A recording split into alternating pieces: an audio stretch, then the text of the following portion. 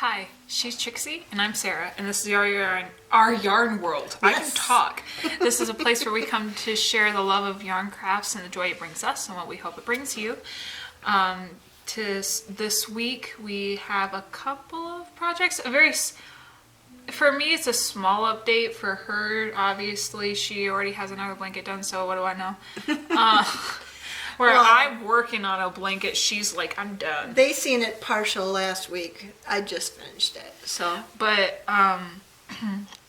it is going to be, I know every episode is still good, no matter how much we've gotten done during the week, obviously. But I don't know, those colors are, I didn't really take the time to actually look at the colors that you chose.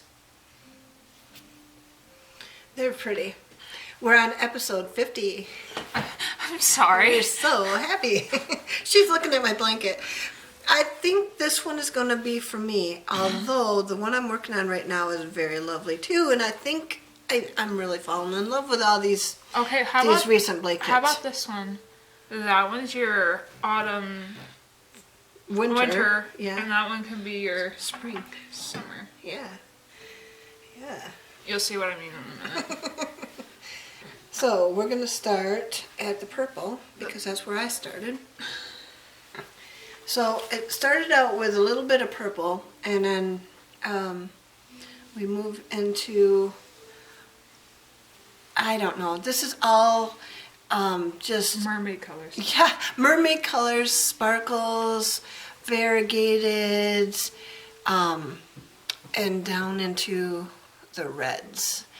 It's got a lot of mint green in it. It's got the baby yarn that's wound with the 3 strands, and then a regular 4-ply.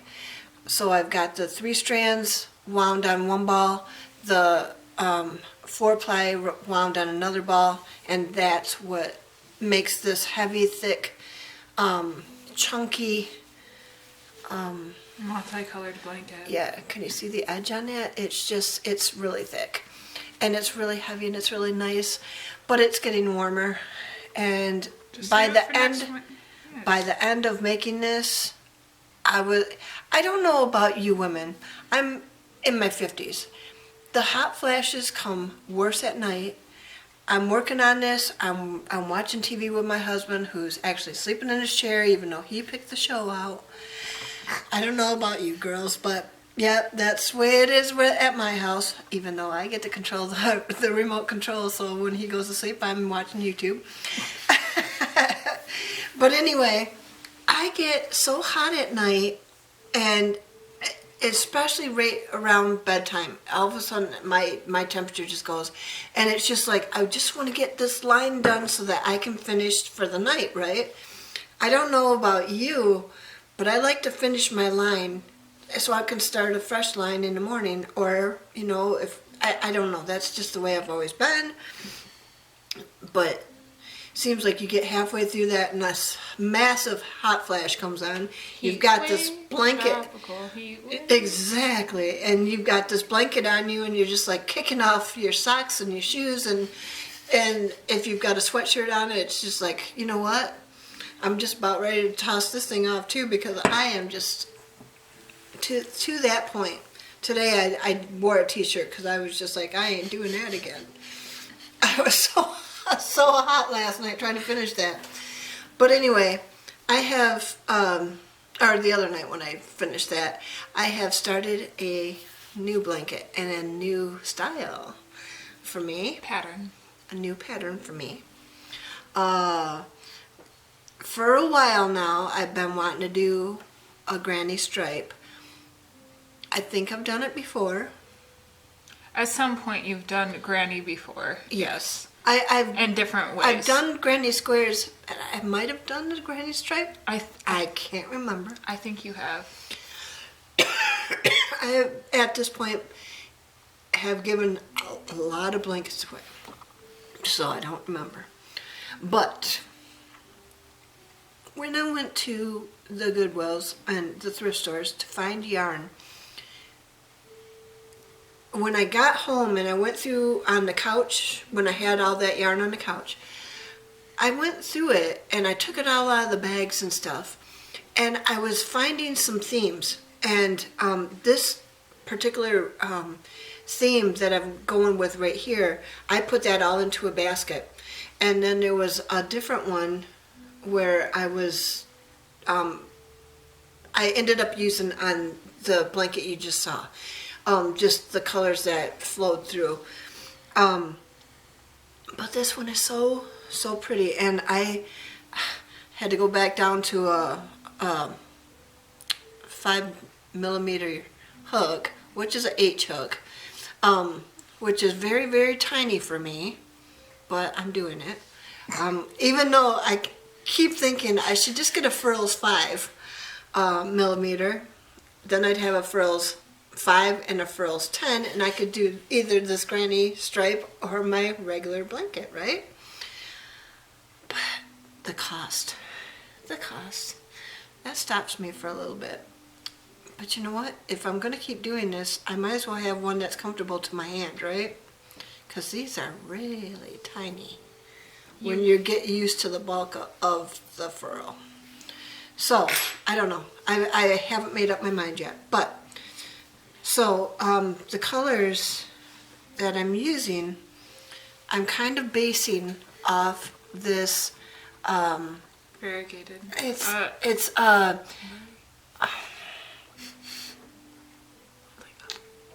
No. I'm trying to think the khaki, like a women's khaki, the pinks. Khaki. Not khaki. You mean camo? Camo. Pink camo. Like the sunset camo. And I'm trying to The pink, base green, the colors. brown, and tan. Yeah.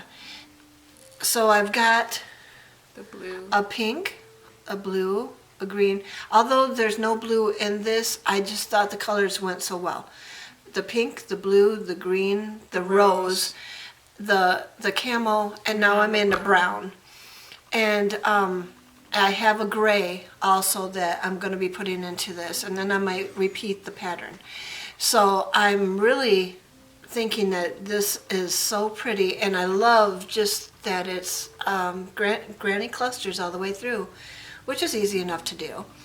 So, yep, that's my new blanket, and I'm thinking this might be mine too. So, okay. I'm just loving the colors in it. If I start doing it on a regular basis, I'll find colors that other people like too, and then I can start doing it for other people. But really, I haven't kept any of my blankets, and so these last two I've really fallen in love with, and I really like all of the ones that I do, but these two have spoken to me so much. But I've got a list going of people that I want to give blankets to, and I need to make specific colors for. So I need to start looking for those colors out at the thrift shops and stuff. So that's what I'm going to do next. But yeah, just working on this granny cluster, granny stripey blanket now.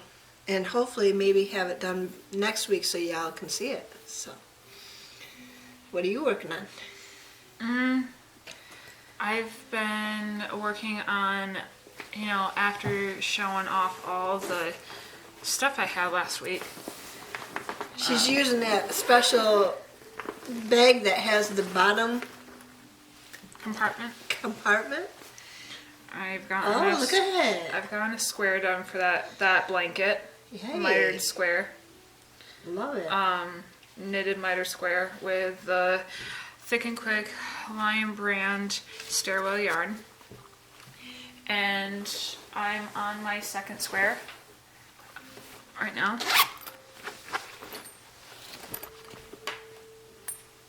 So, good lord. Doesn't need to be this messy, does it? Oh, you turn the camera on and anything can happen. Yeah, right. So, dear God, I'm sorry. So yeah, I'm in the midst of creating the next square, as you can see. There's the corner. There's the sides. That's so cool.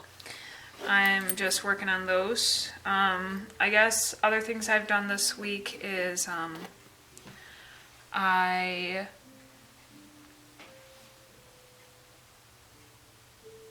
daughter randomly wanted me to fix her Elsa dress while she was in it. And she's been fixated on Frozen for a little while now. Well, she likes the idea that she can freeze people. That she's in control. And so, with the dress, holds the power. But I need, now that she's out of it, I really need to actually, like, hem it properly. She was in it, so I just kind of did it what I could while she was in it. But if I could have her out of it, I can really actually fix it. And that's really been where I've been at. Now that sentence makes a lot more sense to me. Before she went to school this afternoon, she told her mom to unfreeze her. Unfreeze me.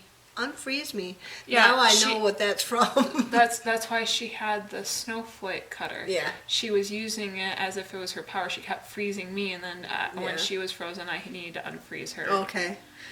Well, I wasn't in on the little game, so I had no clue what was going on. Yeah, and I also learned today, as we were signing up for our field trip in a couple of weeks, she's the only girl out of both classrooms in the afternoon. Oh. Well, she probably owns the class. And that's the first time I heard this, right? And obviously she doesn't care, but at first I'm laughing, right, when the teachers are telling me this, and at first I thought that like it was nervous laughter or something, and they're like, "Oh, don't worry, it's not like she doesn't hold her own or anything." I'm like, "Oh no, I know it's not. That's not even the issue here." She owns the room. She's got a little brother. She knows how to manipulate little brothers. And Xander as well. Yep. Yeah. So it's just... And she's got a daddy. It's just... She's not weak. No. In anything. She has never been weak. She is very strong-willed. Very strong-willed, very sure of herself in almost everything she does, regardless of whether she knows what she's doing or not. Mm-hmm. She knows. Yep. She don't want to hold hands. Unless it's her idea. Yeah. The only reason why I say that is because you have my son who, sometimes he gets into those moods of like, I want to be the leader, but he's such a follower. Yep. And that's fine, but like then it really kind of gives him a bit of anxiety not to be holding someone's hand. Like I don't know if you know this, but like if we're in the store and he's not in the cart, he either wants to be in the cart or he needs to be holding a hand. Yeah. Like that's his thing. He just grabs my hand and we're like, we're going on a walk, Mommy. I'm like, okay. Well, she does that too, but she runs.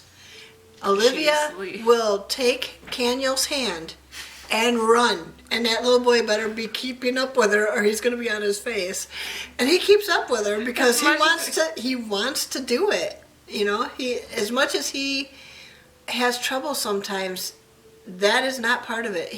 If she's running, he wants to run. And if she's going in a direction, he will be right behind her running with her. And it's funny because they'll both sit there saying, I running. So they're just so cute. Yeah. My kids are 3 and 2, by the way.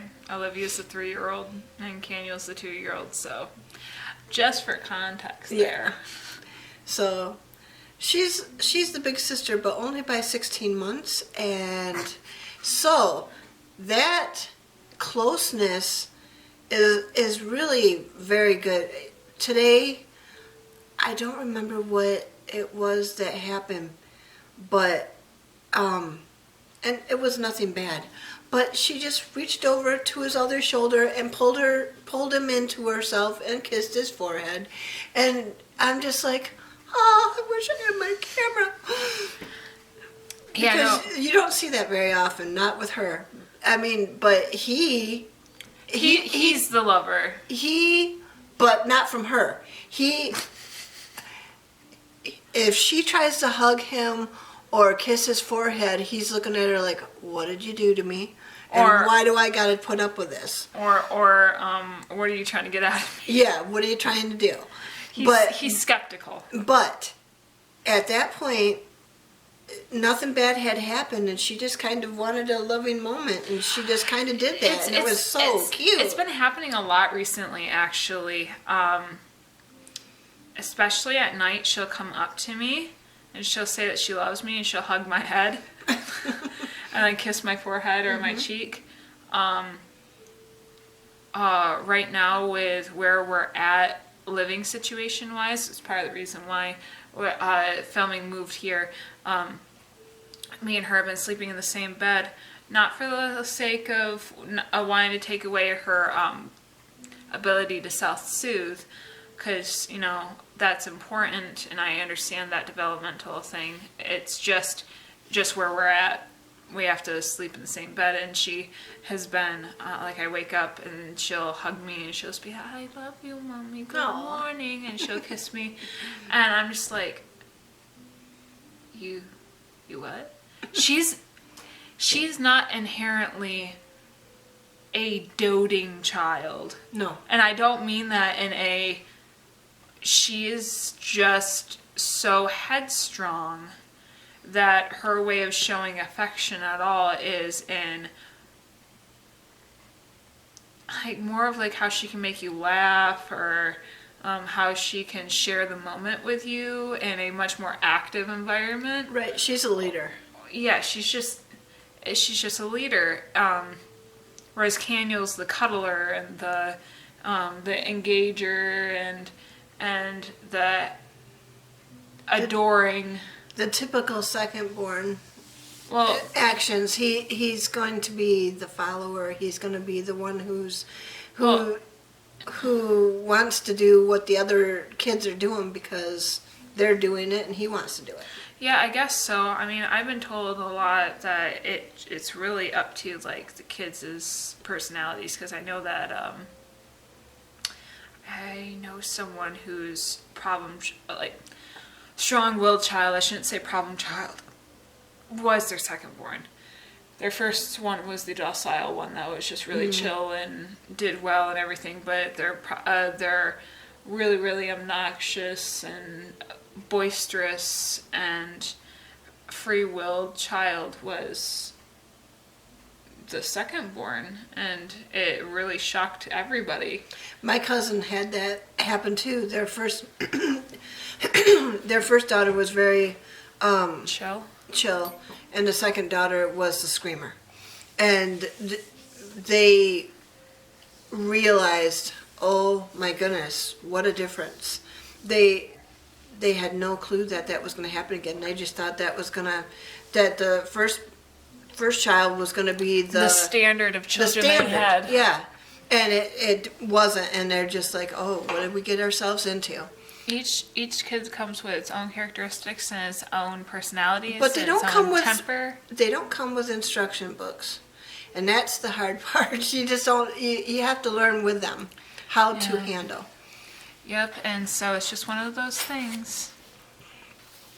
But so with that, we had discussed earlier what our scripture was going to be, and we didn't know what we were going to talk about today. We never script these things. So the only thing we ever really scripted, we tried to find a scripture before we go.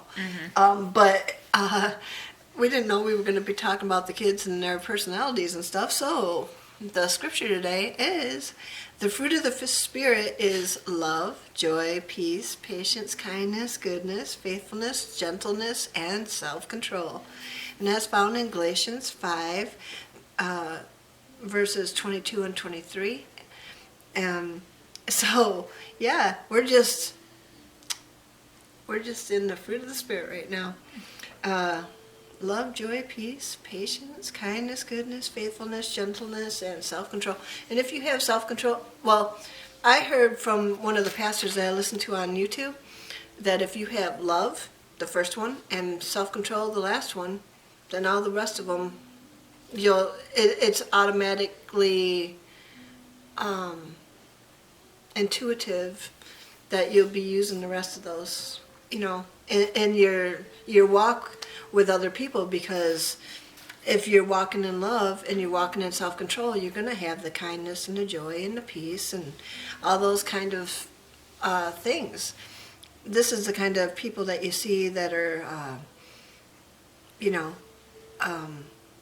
walking past a homeless person and giving them, not necessarily, you can always give people cash, but when you give them the time of day, when you actually acknowledge that they're there, that you're talking to them, and you're making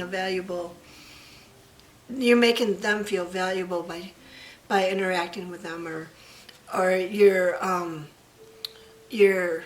paying ahead, or paying for the people behind you, or whatever, they're not expecting it, but that's what happens, it just kind of keeps the cycle moving, that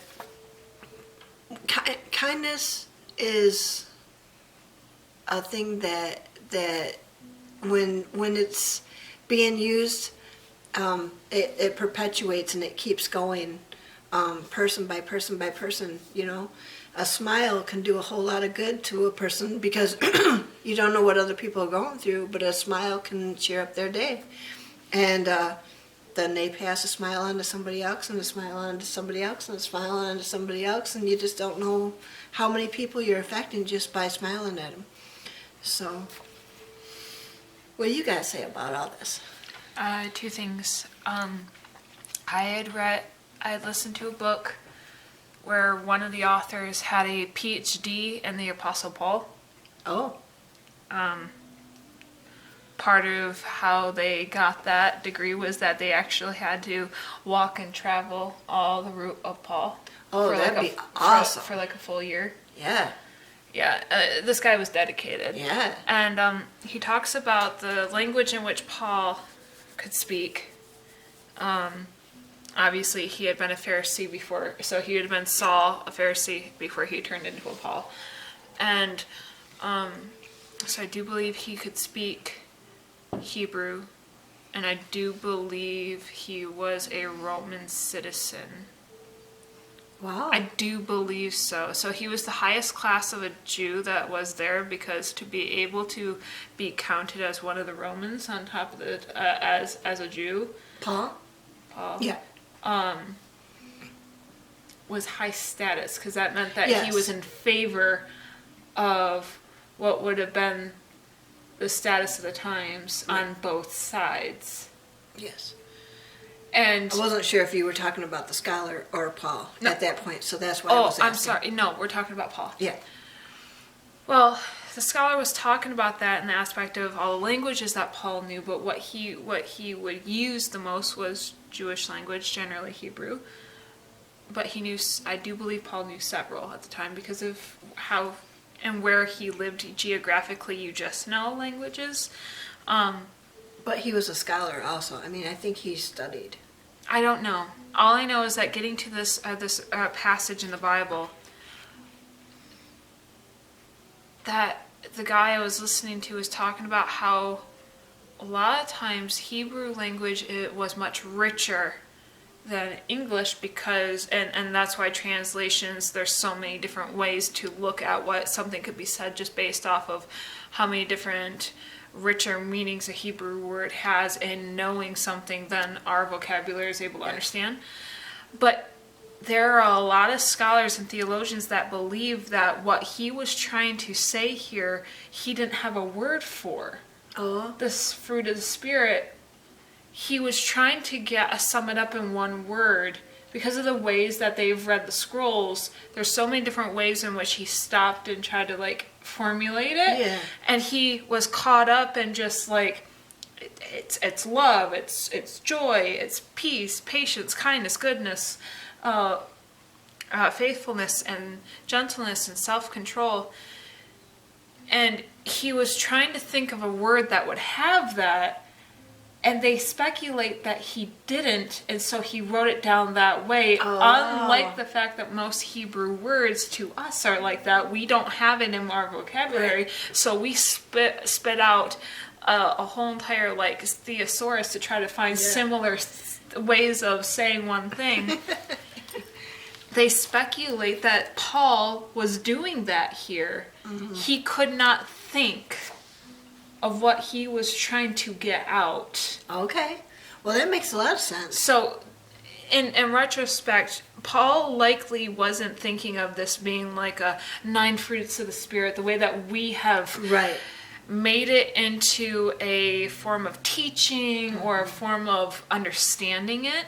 The likelihood of it was that he just was trying to sum up in himself what that would look like, and he wanted one word, but he probably couldn't find it, and so he likened it to things that had this in it. You will see the fruit of the Spirit if you see these things. Yeah.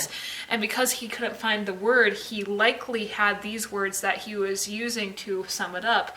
And it's just different because in our Western view, where we are, I know so many people that have made it a docu-series or have made it into a curriculum, the 9 fruits of the Spirit. And I'm not saying that those deep dives into what each one of those define you and how you can apply them is wrong inherently. No, but it's one of those things where it's like when you realize that that's not likely what Paul was trying to get at, and the way that we try to over-religiousize or spiritualize something when really he's just like, I just don't have a word for this.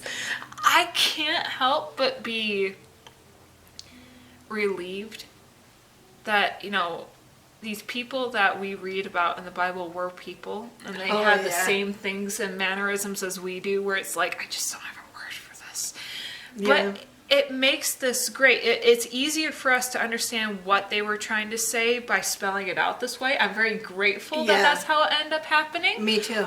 Completely, because then it's very straightforward. This is the definition of what I'm trying to, what the whole fruit of Spirit is supposed to be. And in some ways that is very much easier than just one word that's trying to sum it all up, because it's supposed to be richer than that. But on the point of what Mom said, the whole love and self-control thing really does make sense. If you've mastered those things, the other things will come inherently. Yeah. That makes sense to me. You're going to walk them out. But when her talk about kindness, I once did a Bible study on what biblical kindness actually looks like. And I lent it out to a pastor's wife that I was under at the time, and she never got back to me. Oh. It's fine. It's fine. I can buy it again. But it was I remember telling her, and the reason why I gave it to her was because of this. I found it very interesting that kindness doesn't lie. Right. Because obviously, when you're talking about, love, 1 Corinthians 13, the whole love is patient, love is kind, love is not self-serving, love love does not hold grudge, love does not, love is faithful.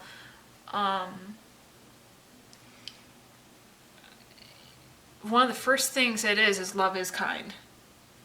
So what is kindness?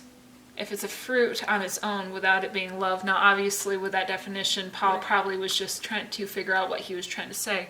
But even if we were to take it as what it is and what we have always known it as, if kind and love is the same thing but also not, what can we learn from it?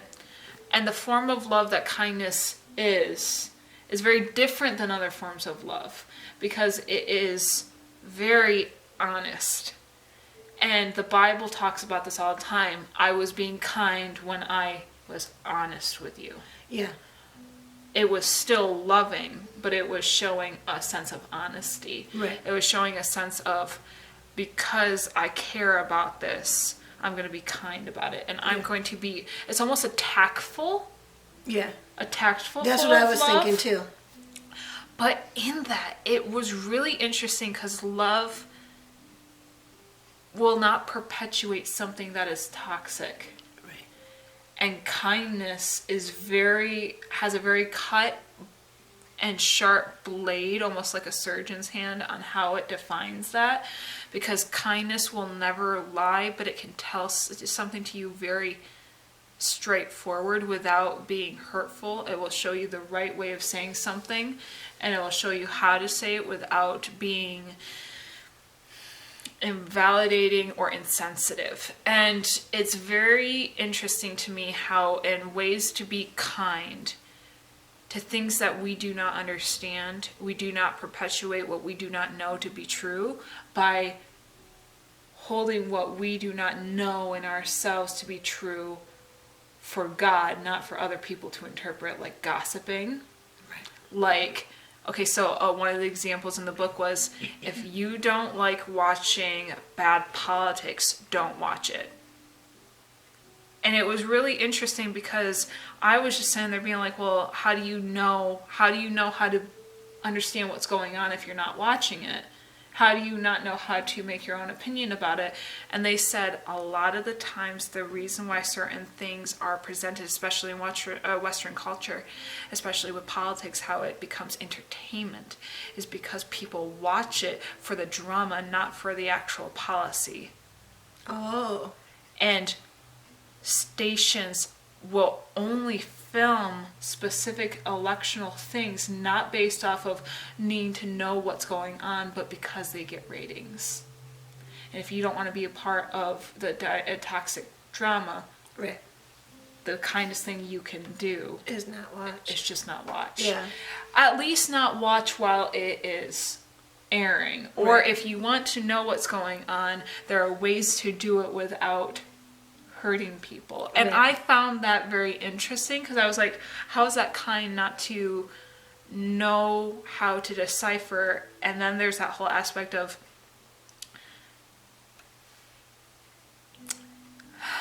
God and fear don't operate in the same thing. Right. You know, we don't live in fear, but a power and a love and a sound mind. Fruits of the Spirit.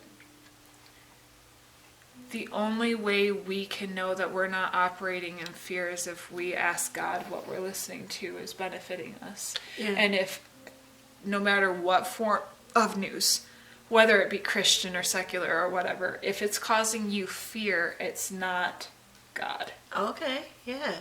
And that was kind of how they were able to explain it. If it's not benefiting you, and if it's only causing you to rise in anger, or fear, yeah. or these things, that's not helping you have self-control. Yeah. These things and that things. And there's ways that God will present the truth and kindness. Yeah. Or, and I'm not saying that God doesn't have a blunt form of honesty. He's God. He has to be candid. It's kind of the whole, he's not a tame lion. Right. That's true. It's that whole aspect of that. But I find it very interesting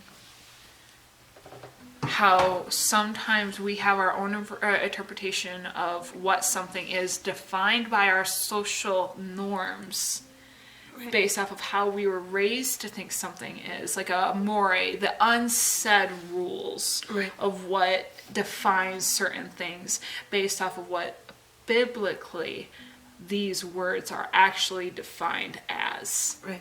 Not just a definition based off of what necessarily the definition based off of a dictionary necessarily, but biblical definition compared to what a dictionary definition isn't always the same thing.